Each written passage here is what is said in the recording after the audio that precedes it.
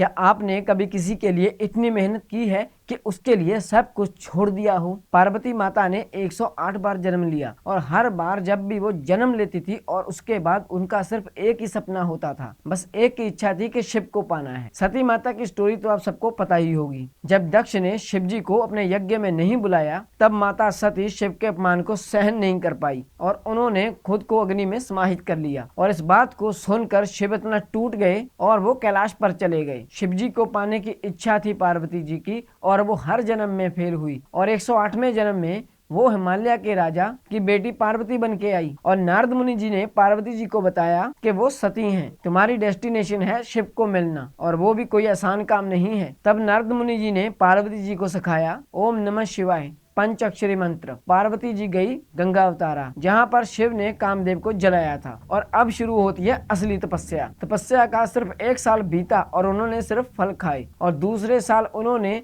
सूखे पत्ते खाए और कई साल बीते और उन्होंने सिर्फ पानी पिया और फिर उन्होंने पानी भी छोड़ दिया। अपर्णा नाम मिला उनको क्योंकि उन्होंने पत्ते खाना भी छोड़ दिया था। टोटल टाइम मेडिटेशन और तपस्या का पता कितना था? कुछ हिंदू ग्रंथ बताते हैं कि 3000 साल और कुछ ग्रंथों के हिसाब से तो युगों युगों तक। और आखिर में शिव जी प्रसन्न हो जाते हैं। उन्होंने पार्वती जी के पास 7 महान ऋषि भेजे और वो ऋषि पार्वती जी के पास आके बोलते हैं कि हे पार्वती, शिव तो जंगली है, वो शमशान में रहता है, भूतों के संग घूमता है, ये तुम जैसी सुंदरी राजकुमारी के लिए नहीं है। और माता पार्वती जी कहती हैं मुझे राजा नहीं, मुझे रौद्र चाहिए, मुझे महल नहीं महादेव चाहिए। और सारे ऋषि हैरान हो गए और उसके बाद शिव जी खुद आते हैं, वो भी एक ब्राह्मण ऋषि का भेष बनाकर। और जब शिव बूढ़े ब्राह्मण का रूप लेकर पार्वती जी के पास आते हैं और बोलते हैं कि हे पार्वती, तुम शिव को क्यों चाहती हो? वो तो भिक्षुक है, वो तो शमशान में रहता है। और ये बात सुन के पार्वती आग में कूदने लगी और पार्वती जी बोलती हैं कि अगर शिव न मिले तो यह जीवन ही बेकार है। तभी उस ब्राह्मण ने पार्वती जी को रोका